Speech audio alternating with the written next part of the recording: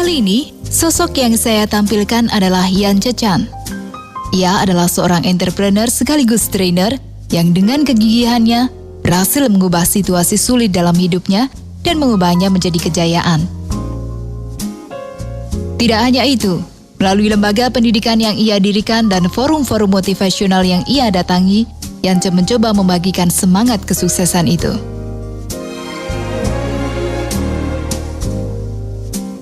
Yance lahir dan tumbuh dari keluarga pas-pasan. Bahkan di usia 8 tahun, ia sudah harus membantu orang tuanya mencari nafkah di tengah lingkungan tempat tinggal yang keras dan penuh dengan kriminalitas di Tanjung Priok.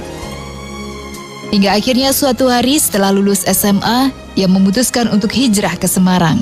Sejak usia 8 tahun saya sudah mengenal uang, mencari uang, membantu orang tua mencari nafkah, dan kehidupan yang keras itu membentuk saya mempertahankan hak saya atau dirampas orang. Itu sejak kecil kami dikondisikan karena kami tinggal di satu lingkungan keras di Tanjung Priok namanya. Jadi banyak premannya ya. Tempat prostitusi juga tersedia, judi, narkoba dan sebagainya itu tersedia. Akhirnya saya mempunyai satu pemahaman bahwa keadaan itu bisa kita buat menjadi lebih baik atau kita buat menjadi lebih buruk. Itu keputusan kita. Saya memutuskan saya harus keluar, berarti harus ada action, dan itu terjadi ketika saya keluar dari Jakarta ke Semarang.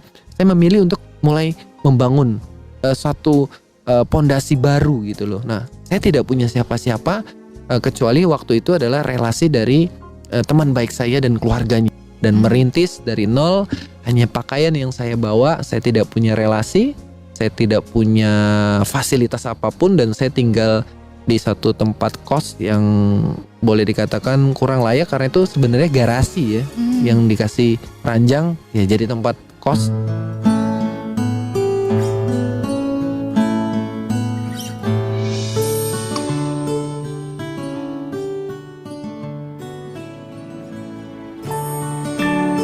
Di Semarang, Yance memulai perjuangannya. Meskipun di tahun-tahun awal ia merasakan tidak mudah tinggal di kota orang yang ia tidak mengenal budayanya, hingga sempat mengalami konflik karena pressure dari orang lain yang tidak cocok dengannya. Namun justru disitulah ia mendapatkan pelajaran bahwa untuk bisa bertahan dalam kondisi yang sulit, ia harus lebih kuat dan berkualitas. Untuk itulah Yance terus memotivasi diri untuk meningkatkan kualitas dirinya dan menyingkirkan perasaan pasrah dan gengsi yang justru akan melemahkan mentalnya. Pertama kali pindah dari Jakarta ke Semarang, saya tetap bekerja dan mulai nyambi istilahnya. Saya jadi fokus Senin sampai Jumat saya bekerja, tapi di luar itu saya mulai melakukan aktivitas jualan yang bisa menghasilkan uang dengan cara halal gitu. Dan dari situ saya belajar bahwa ternyata nggak gampang gitu untuk dapatkan uang. Ada harga diri yang dipertaruhkan dalam hal ini. Saya berani nggak kalau di kantor tuh pakai dasi, ini saya harus kelilingan ketemu orang kadang malu. Tapi akhirnya kami fight back, kami menghadapi gitu. Untuk apa malu daripada ngemis, daripada korupsi, mendingan hal ini. Dari situ ada pembelajaran yang saya dapatkan, istri saya mendukung. Saya bisa kuliah lagi karena saya waktu itu memutuskan untuk belajar. Saya kuliah lagi dari uang hasil saya jualan kerupuk tanpa ganggu gaji, tanpa minta. Kalau tanya minta sama siapa, saya nggak tahu waktu itu karena nggak ada yang bisa dimintain juga. Dari situ saya belajar ternyata kegigihan dan visi yang besar bisa membuat kita punya hasil yang lebih banyak. Pada saat saya mulai itu pun saya sudah mulai tergoda karena hasil yang saya dapatkan dibanding gaji sudah lebih besar daripada hasil usaha di luar pekerjaan saya. Namun karir saya tetap baik.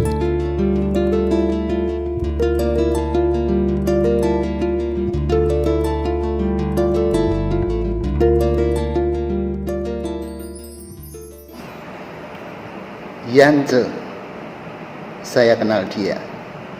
Seorang suami dari istri yang cantik dan ayah dari anak yang membanggakan.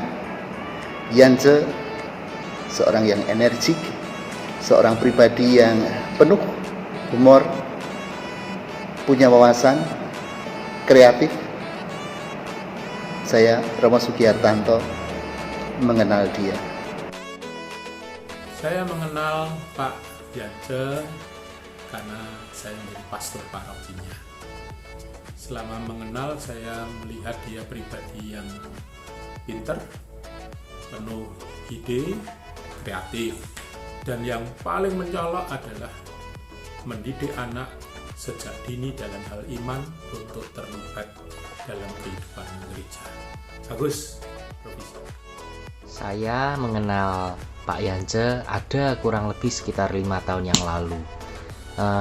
Menurut pandangan saya, Pak Yance adalah seorang pribadi yang energik, suka bekerja keras, dan pantang menyerah ketika akan mencapai tujuan di dalam hidupnya.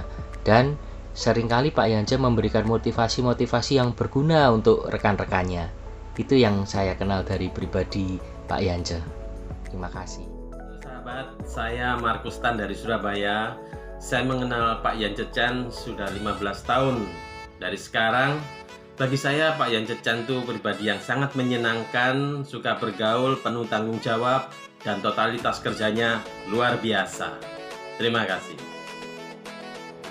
Pak Yance Chan adalah seorang pengusaha, seorang pembicara publik, juga seorang penulis.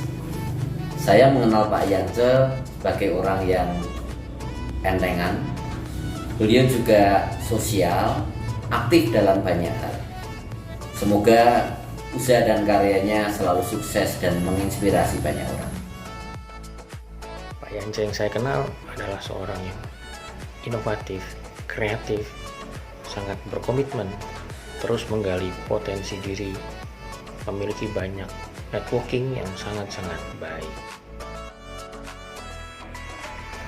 Hai sahabat, nama Yance Chan.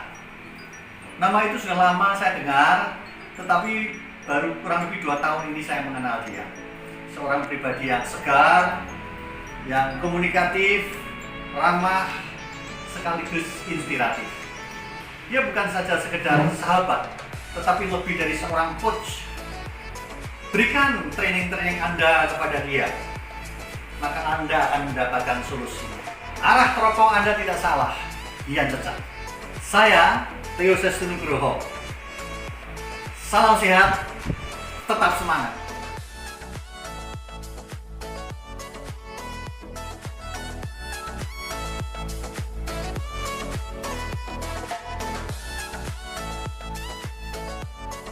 Dengan Pak Yance sebagai pengusaha. Untuk memulai suatu bisnis baru, Pak Yance cepat sekali belajar dan menguasai bisnis tersebut dari berbagai aspek. Bisnisnya berkembang, mulai dari waterproofing cat dinding, lalu penanganan rumah bocor, bahkan menjadi kontraktor rumah. Pak Yance keren habis deh. Saya Ernest Laurentius. Menurut saya Pak Yance adalah seorang pengusaha yang sangat up to date terhadap perkembangan tren bisnis yang ada, sangat mengikuti perkembangan teknologi yang ada, sehingga bisnisnya dapat ditunjang oleh perkembangan teknologi tersebut. Bapak Yance Chan, seorang pribadi yang dermawan, tulus, dan penuh kasih. Beliau seorang pengusaha yang gigih dan pantang menyerah.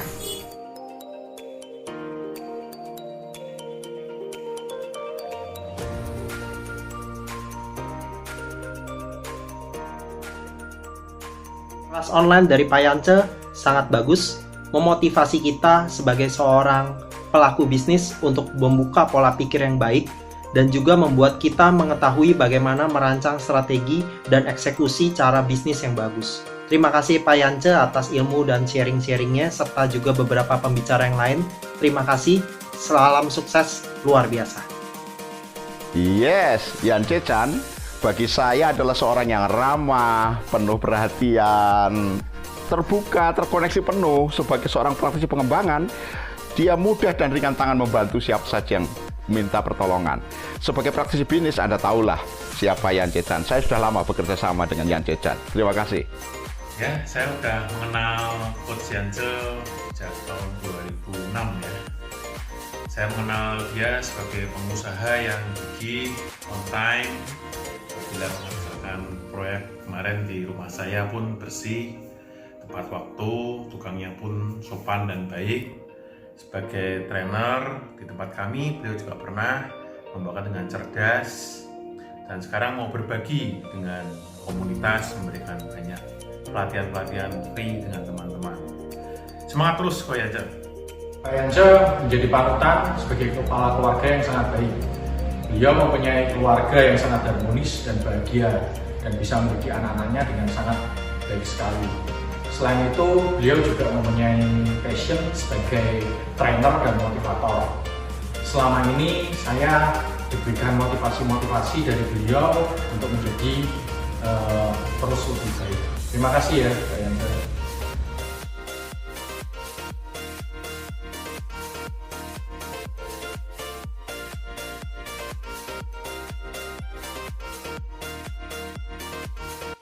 Saya sudah mengenal Pak Yance itu 10 tahun. Bagi saya Pak Yance itu hanya 4 kata.